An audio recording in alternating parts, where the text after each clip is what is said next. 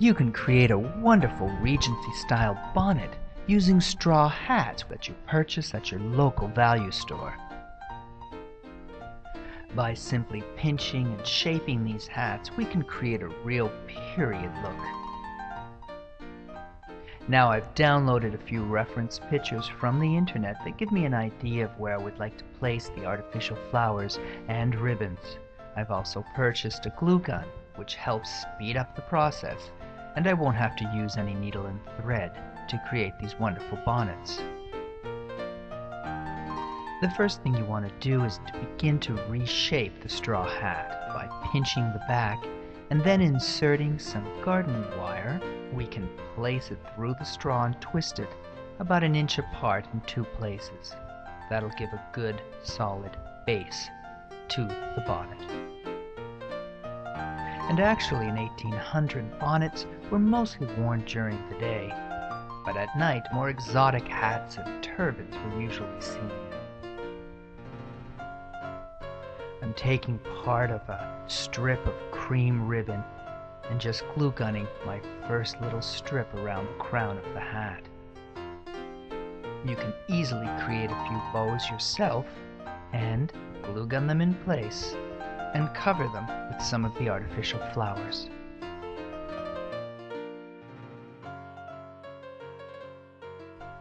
At the height of the Regency era and beyond 1815, the bonnet size increased dramatically with large ribbons and lots of lace.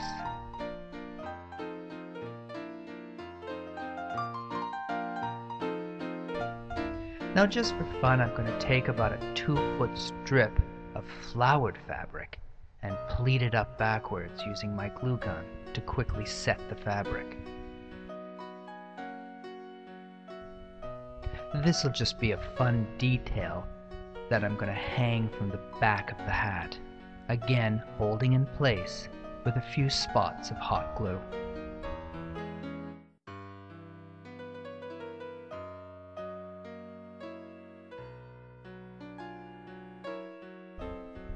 Using some nice lace ribbon, we can adhere it to the exterior rim of the bonnet.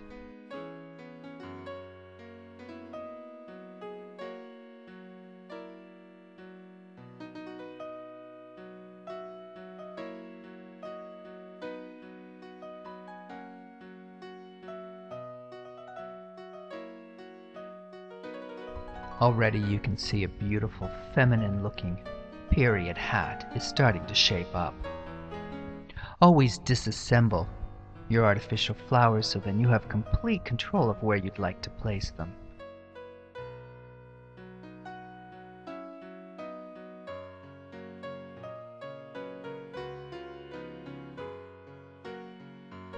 And there we have our first wonderful flowered lacy bonnet that maybe Emma Woodhouse would wear to a wonderful picnic. Now let's move on to a second hat.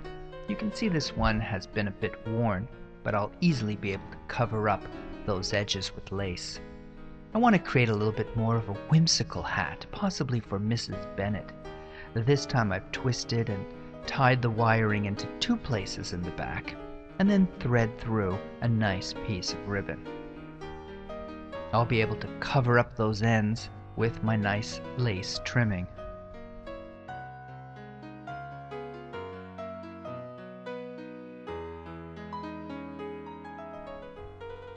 Already, the hat takes on a different look.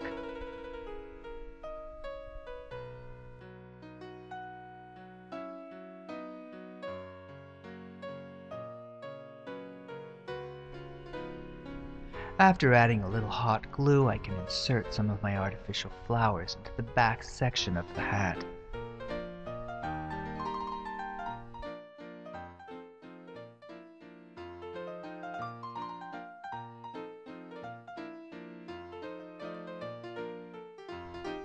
I've also purchased a couple of birds, and by gluing the first one just on an angle at the front of the hat, I'm starting to create quite a fun, whimsical look.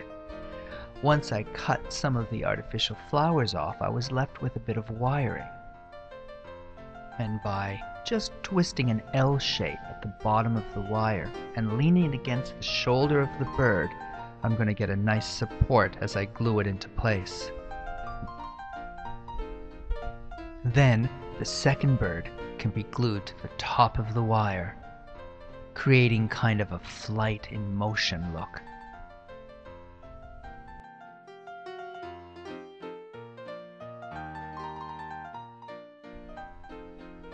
Once the two birds are in place, simply continue adding some more of the flowers.